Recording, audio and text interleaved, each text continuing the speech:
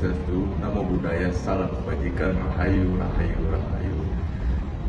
Perkenalkan, kami dari kelompok 11 dengan saya Jatuh dari Salam Pengaribuan dengan NIM 25080108222. Saya Muhammad Farid Zulfikar dengan NIM 25080108221. Saya Udrey Tina Kalista dengan NIM 25080010823. Selamat sore semuanya, hari ini saya membawakan video presentasi Asas Hukum Tata Usaha Negara dari kelompok 11. Apa itu hukum acara peradilan tata usaha negara? Hukum acara peradilan tata usaha negara (HAPTUN) adalah kumpulan aturan dan prinsip yang mengatur tata cara pelaksanaan sidang dan penyelesaian sengketa di bidang hukum tata usaha negara yang mencakup tata cara mengajukan gugatan, persidangan, hingga pelaksanaan putusan di peradilan tata usaha negara. Menurut Rozali Abdullah, hukum acara peradilan tata usaha negara adalah rangkaian peraturan-peraturan yang memuat cara bagaimana orang harus bertindak atau satu sama lain untuk melaksanakan berjalannya peraturan hukum tata usaha negara, hukum administrasi negara. Dengan kata lain, hukum yang mengatur tentang cara-cara bersengketa di peradilan tata usaha negara serta mengatur hak dan kewajiban pihak-pihak yang terkait dalam proses penyelesaian sengketa tersebut. Yang kedua adalah lahirnya Undang-Undang Peradilan Hukum Tata Negara.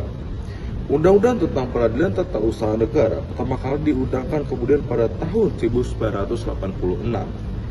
Pada kondisi di bawah rezim Orde Baru sehingga politik yang dikehendaki saat itu adalah dengan adanya pengawasan atau mengontrol pemerintah dengan diundangkan Undang-Undang Nomor 5 Tahun 1986 tentang Peradilan Tata Usaha Negara. Lalu ada Dasar Hukum Peradilan Tata Usaha Negara.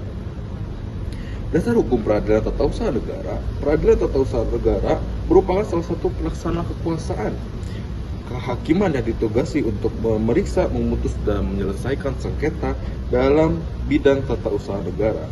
Peradilan Tata Usaha Negara ini diatur dalam Undang-Undang Republik Indonesia Nomor 5 Tahun 1986 tentang Peradilan Tata Usaha Negara dan telah direvisi dengan Undang-Undang Republik Indonesia Nomor 9 Tahun 2004 tentang perubahan atas Undang-Undang Nomor 5 Tahun 1986 tentang Peradilan Tata Usaha Negara dan saat ini telah direvisi kembali dengan Undang-Undang Nomor 51 Tahun 2009. Selanjutnya adalah tujuan pembentukan peradilan hukum tata usaha negara. Yang pertama adalah memberikan perlindungan terhadap hak-hak rakyat yang bersumber dari hak-hak individu. Yang kedua adalah memberikan perlindungan terhadap hak-hak masyarakat yang didasarkan kepada kepentingan bersama dari individu yang hidup dalam masyarakat tersebut. Selanjutnya adalah asas-asas hukum acara peradilan hukum tata usaha negara. Yang pertama adalah asas praduga rehmatik. Asas ini mengandung makna bahwa setiap tindakan penguasa selalu harus dianggap rehmatik sampai ada pembatalannya. Dengan asas ini, gugatan tidak menunda pelaksanaan keputusan tata usaha negara yang digugat. Pasal 67 ayat 1 Undang-Undang PT-UN. Yang kedua adalah asas pembuktian bebas. Hakim yang menetapkan beban pembuktian, hal ini berbeda dengan ketentuan pasal tahun 1865 BW. Asas ini dianut pasal 107 Undang-Undang Nomor 5 Tahun 1986. Hanya saja masih dibatasi ketentuan pasal 100. Selanjutnya adalah asas keaktifan hakim atau dominus litis.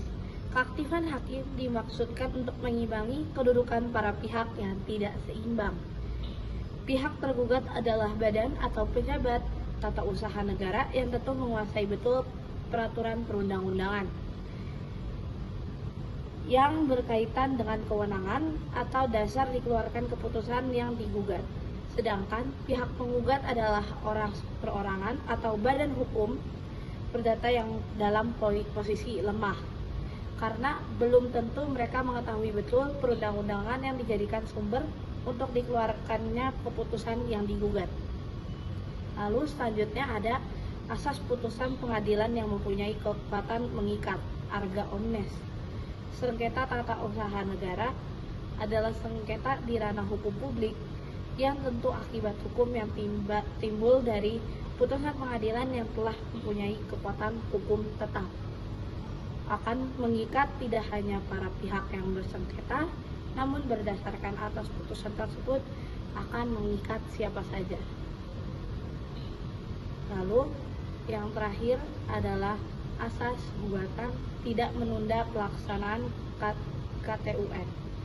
Dengan berlakunya asas praduga reklatik sebagaimana disebut di atas, berdampak pada gugatan yang diajukan kepada hakim tidak memengaruhi pelaksanaan KTUN.